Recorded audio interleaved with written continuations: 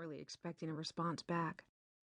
I had prayed and fasted so much in the past couple years that I eventually told myself, why bother? There's nothing else I can say to God that I haven't said at least 1,000,000 times over. It felt as if my prayers were hitting the ceiling and God had placed my life on the bottom of his to-do list.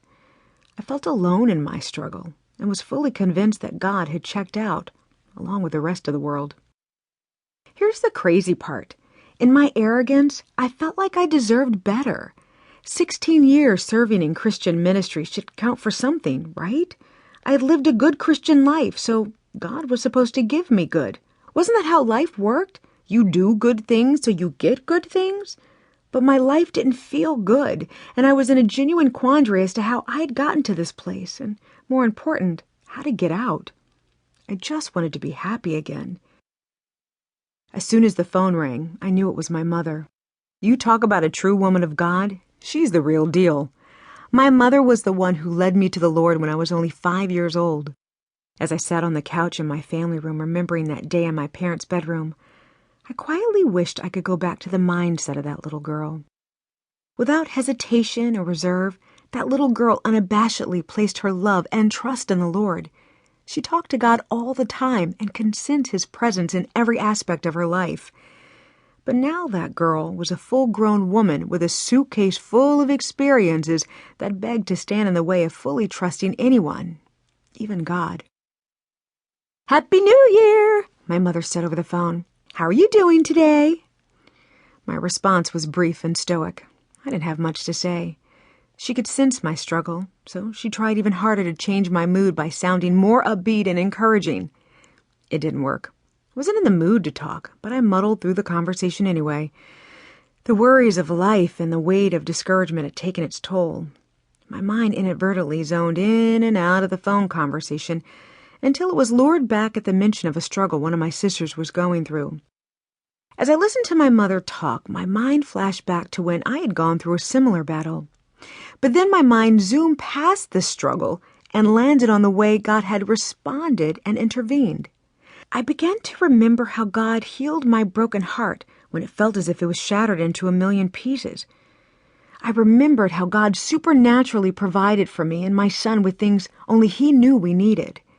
And I remembered how God sent the right people at the right time to open the right doors for us. Suddenly, now fully engaged in the conversation, I began to tell my mother what I had remembered. "If God did it for me, then he'll do it for her," I said with a new sense of rekindled hope in my voice as my words began to sink into my mind and change my heart. The memory banks of God's goodness in both of our lives were unleashed, and we couldn't stop talking about our personal experiences. "Remember when God did this, and remember when God did that?" we exclaimed, talking over each other. We were more than encouraged in the moment. We were recharged by the hope we have in knowing who God is. We were renewed by reminding ourselves of the vitality we gain by living in the presence of God. And our personal circumstances were redefined because we chose to see our lives through the eyes of Christ rather than through the limitations of our own perspectives. Our words were like light bulbs illuminating the handprint of God within our lives. They revealed countless moments of rescue, blessing, healing, deliverance, help, comfort, and love.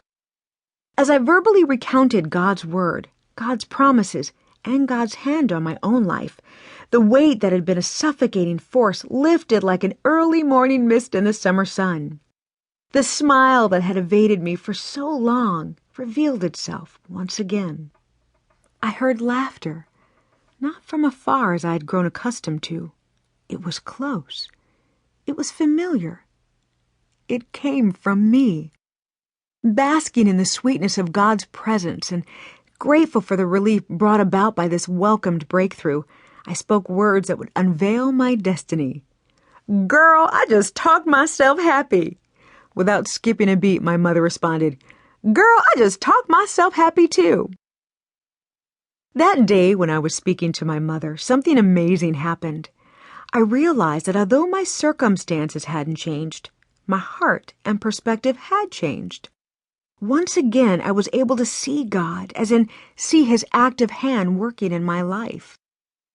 Even in the midst of one of the most challenging seasons, joy and happiness had reared their pretty little heads, and I refused to